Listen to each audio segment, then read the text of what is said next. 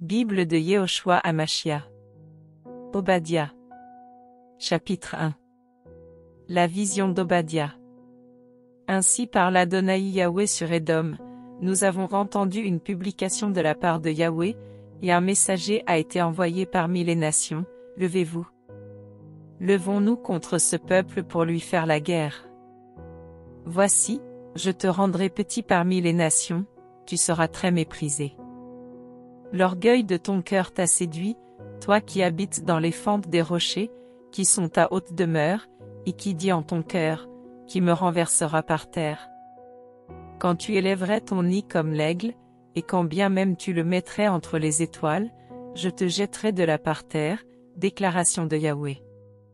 Si des voleurs entraient chez toi ou des pillards de nuit, comme tu es ravagé, n'auraient-ils pas dérobé jusqu'à ce qu'ils en aient eu assez?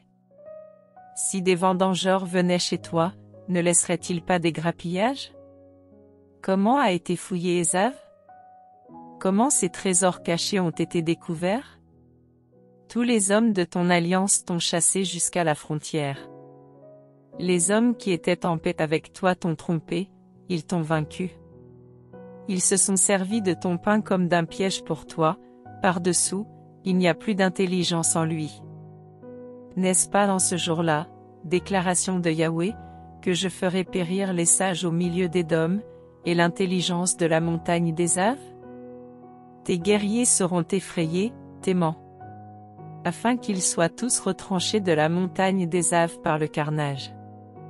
À cause de la violence contre ton frère Yaakov, la honte te couvrira, et tu seras retranché à jamais. Le jour où tu te tenais vis-à-vis de lui, le jour où des étrangers emmenaient captive son armée, où des étrangers entraient dans ses portes et jetaient le sort sur Jérusalem, toi aussi, tu étais comme l'un d'eux.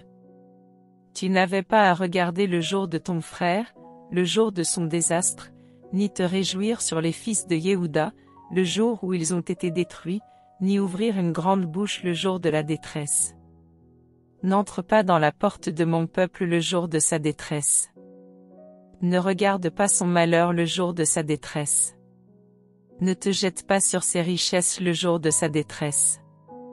Ne te tiens pas sur les passages pour exterminer ses fugitifs.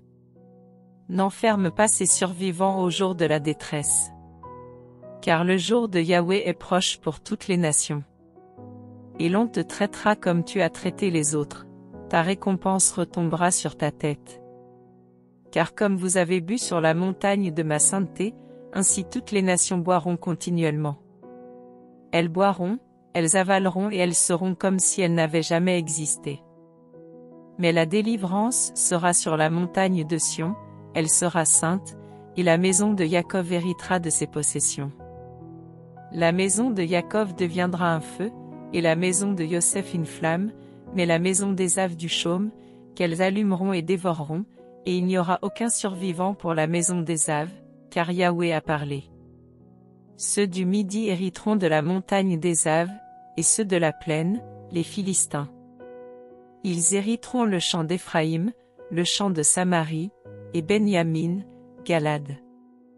Les exilés de cette armée des fils d'Israël, des Kénanéens jusqu'à Sarepta, et les exilés de Jérusalem qui sont à Sépharad hériteront les villes du Midi. Des sauveurs monteront à la montagne de Sion pour juger la montagne d'Ésav, et le royaume sera à Yahweh.